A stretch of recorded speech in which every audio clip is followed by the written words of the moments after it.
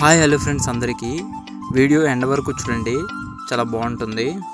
రైతులకి పంట చేతికి రాగానే ఎంతో ఆనందం కలుగుతుంది కదా. అలానే ఇప్పుడు మనకి ఫైనల్గా మన వరి చేను పంటగా చేతికి వచ్చిందనమాట.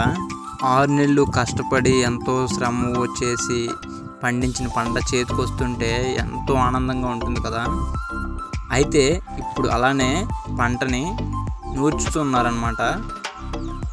ఈ నూర్చే విధానం ఎలా ఉందో చూడండి. ట్రాక్టర్తో ఫస్ట్ తొక్కుతారు, బాగా తొక్కిన తర్వాత ఆ గడ్డి మొత్తం వేసేసి తరపాల పైన వేస్తారు. చూడండి ఎలా వేస్తున్నారో.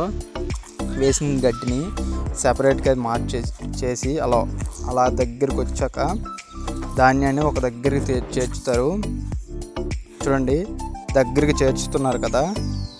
ఈ ప్రాసెస్లో దానికి సెపరేట్ చేశాక కొద్దిగా డస్ట్ ఉంటుందన్నమాట. అది గాలి వేసాక దాన్ని మళ్ళీ సెపరేట్ చేస్తారు. అది కూడా ట్రాక్టర్తోనే ప్రాసెస్ చేస్తారు.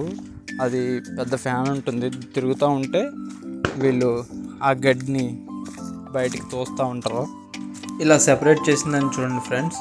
దగ్గరికంతా ఒక దగ్గరికి చేర్చాక ఇలా మొత్తం ఒక దగ్గర మార్చేసి అలా కర్రలతో పట్టుకొని తోసేస్తారన్నమాట. చూడండి వాళ్ళు సెపరేట్గా గడ్డికంటూ కట్టులాగా వేస్తూ ఉంటారు. అది కూడా గడ్డితోనే తయారు చేస్తారు. ఈ గడ్డిని పశువుల మేతకు వాడుతారు అనమాట. పెద్ద కుక్కల్లాగా వేసి నిల్వ చేస్తారు. సంవత్సరం 6 నెలలకు కూడా వాడుతూ ఉంటారు. ఇక్కడ చూడండి ఈ ధాన్యాన్ని సెపరేట్ చేసిన తర్వాత ఎవరికి వాళ్ళు గోనులో వేసుకుంటారు అన్నమాట.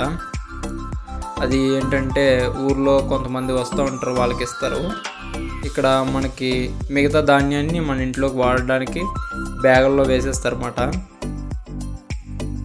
ఇక్కడ చూడండి ఈ గడ్డిని చివరికి పశువులకి మేత కోసం అని చెప్పి స్టోర్ చేయడానికి ఇలా వేస్తారన్నమాట. మొత్తం ఈ కుర్రోడు వేసేది అదే చేస్తున్నాడు. ఆ పనే ఈ అబ్బాయికి అప్పచెప్పారు. ఇది చూడండి ఇదంతా ఒక ప్రాసెస్. అలా ఒక డే మొత్తం సరిపోద్ది దీనికోసం వర్క్. లేబర్ కూడా ఒక 10 మెంబర్స్ ఉంటారు. ఇక్కడ చూడండి ధాన్యాన్ని ఫైనల్గా ఇలా గోదాంలోకి పెట్టేస్తారు. చూడండి ఇందులో వేస్తున్నారు కదా. ఇదంతా మోసిన తర్వాత ఈ ధాన్యాన్ని ట్రాక్టర్ పెట్టించి ఇంటికి తీసుకెళ్ళిపోవడమే. చూడండి సంవత్సరం 12 నెలలు కష్టపడి ఎంతో ఆనందంగా పండించిన పంట బంగారం ధాన్యం నిజంగా. ఎందుకంటే రైతుకి ఇది అన్నదాత కాబట్టి మనకి ఫుడ్ అనేది ఈ విధంగానే ఇస్తారు. ఎంతో కష్టపడి పండించిన పంట మన చేతికి వస్తే ఆ ఆనందం వేరు కదా. చూడండి ఇది ఫైనల్గా ట్రాక్టర్కి ఎక్కించాం అన్నమాట. మీరు మీ సైడ్ మీ ఏరియాలో ఎక్కువగా ఏ పంట పండిస్తారో దయచేసి కామెంట్ చేయండి. వీడియో నచ్చితే లైక్ చేసి సబ్స్క్రైబ్ చేయడం మాత్రం మర్చిపోవద్దు.